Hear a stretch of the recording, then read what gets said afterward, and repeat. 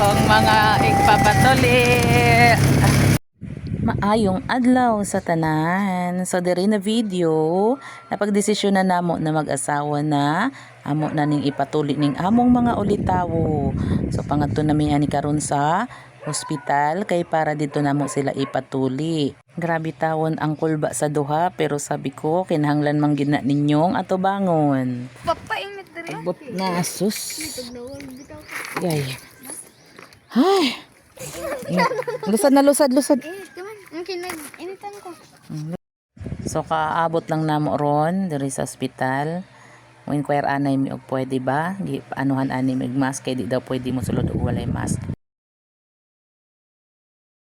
Diri na party, pauli na mi kay gisabi sa doktor dili man daw pwede ano silag tuli kay damo silag mga pasyente. So nagadto na lang mi sa baba sa MHO kay naaman po daw diri tuli. Nag-inquire anay mi. So diri na time, pauli na mi kay na schedule ni sila pagkaugma pa daw 2 PM ilang schedule.